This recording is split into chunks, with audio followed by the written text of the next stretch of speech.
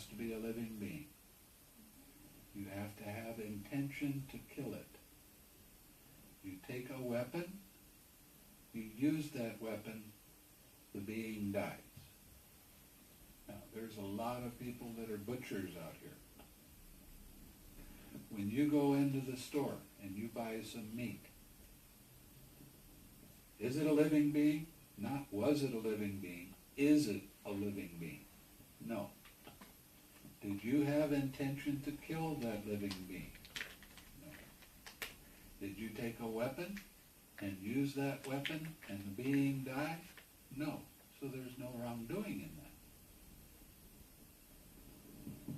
that. Especially vegetarians really have a thing about meat. Oh, you're killing living beings. If you stop buying meat, then they'll stop killing living beings. Well, I'm sorry, it don't happen like that, not in this world. But vegetarians don't understand that there's a whole lot of insects that are killed because of growing the vegetables, digging in the soil. That happens. But what's the intention? Yeah, actually the Buddha said there's 80 different kinds of beings in your body that are dying every day. Now there was an arahat. He just became an arahat. And with his psychic ability, he started looking that if he walked, he would be killing living beings. Not even ants, but just beings in the ground. So he stood in one spot. And then he saw that if he drank any water, he was killing living beings. So he stopped drinking water.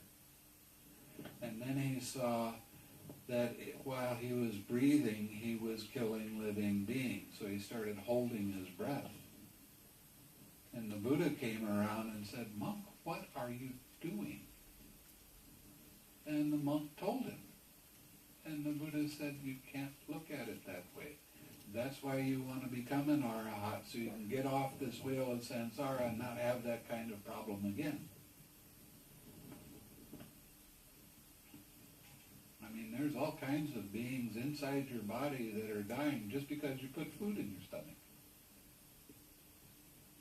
Can't stop that. Got to eat, right? And in the Jivaka Sutta,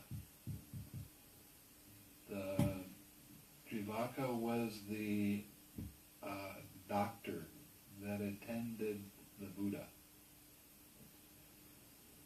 And there were some Brahmins that were around, Jains, I guess they were, that started criticizing the Buddha because he ate meat. And Jivaka went to the Buddha and said, well, what's the deal with this? And the Buddha said, suppose there was a monk that was invited to somebody's house for a meal, and there was meat, and there was other curries and all of this other kind of stuff. Now, if he ate that with anything other than loving kindness in his mind, then he wasn't following the Buddha's teaching. And then he said, monks, there are 3 instances that you cannot eat meat.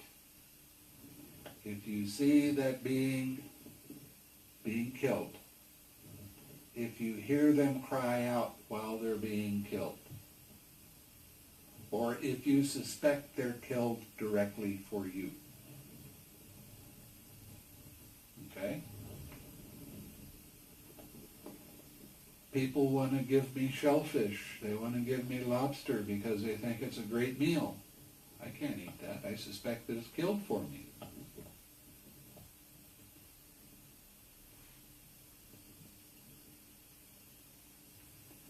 So there are some restrictions of being a monk, but when somebody brings goat meat or something like beef or whatever,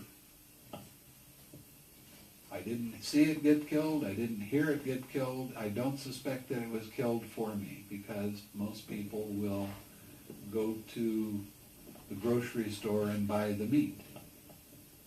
So that makes it allowable for the monks.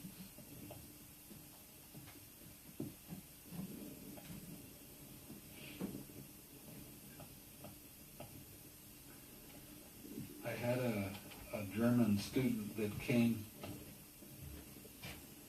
and he started practicing meditation with me a couple of months ago. And somebody told him they wanted him to go out and pull weeds. And he wouldn't do it.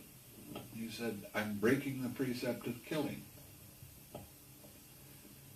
It took me almost 2 weeks to convince him that the Buddha didn't say anything about grass or plants. He didn't say anything about that. It was sentient beings. I told him he couldn't eat any food. He couldn't eat any meat. He couldn't eat any vegetables because he was responsible for the death.